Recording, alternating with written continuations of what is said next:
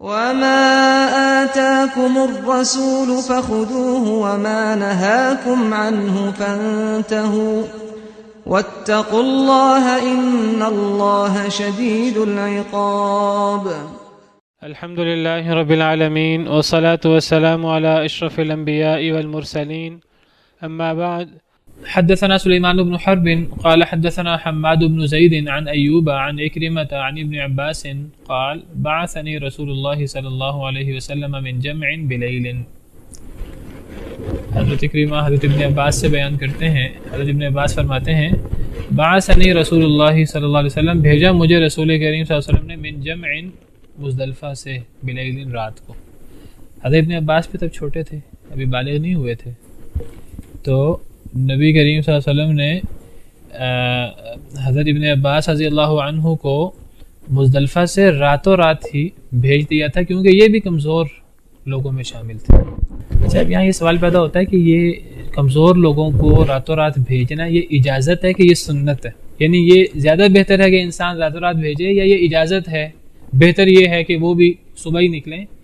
اس میں خلاف ہے علماء کا. بہتر رائے یہ ہے کہ یہ سنت ہے، یعنی اگر ایک بندہ کمزور گھر والوں کو راتوں رات نکال دے تو اس کو زیادہ ثواب ملے گا، اس کو سنت پر عمل کرنے کا ثواب ملے گا. یہ اجازت نہیں ہے، صرف یہ نہیں ہے کہ بہتر جو ہے وہی عام لوگوں کے ساتھ نکلیں، نہیں، یہ سنت ہے.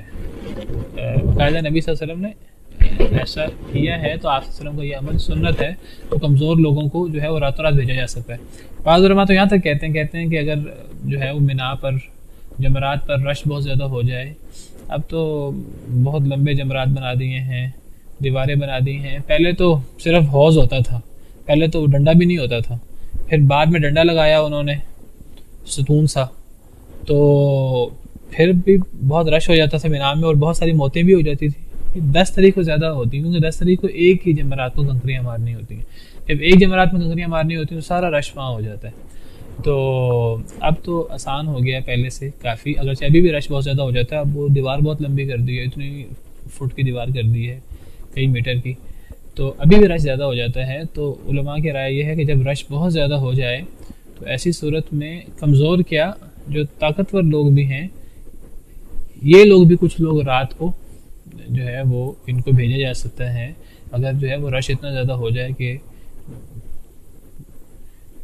شدت ازدحام سے موت وغیرہ کا خدشہ ہو، تو ایسی وقت میں بہت سارے حاجیوں کو راتوں رات جو ہے وہ رمی جمار کرائی جا سکتی ہے، اگر کوئی ایسی مجبوری ہو. ورنہ یہ جو عذر ہے یہ کمزور لوگوں کے لیے، اور کمزور لوگوں کے لیے مسنون ہے کہ انہیں راتوں رات بھیج دیا جائے، زیادہ بہتر ہے ان کے لیے. اب ایک مریض ہے، تو مریض جو ہے نا، اس کے لیے ایک بندہ مریض ہو گیا یا ایک عورت ہے، تو عورت کے لیے خود ان معاملات کو ڈیل کرنا آسان نہیں ہے. تو محرم کے بغیر تو ویسے اس کے لیے حج کرنا جو ہے نا، حج کے لیے جانا اور یہ معاملات کرنا صحیح نہیں ہے. کچھ آئیے کہ عورت کو راتوں رات بندہ بھیج دے اکیلے ہی، پھر اس عورت کے ساتھ یا کمزور کے ساتھ مرد کو بھی جانا پڑے گا.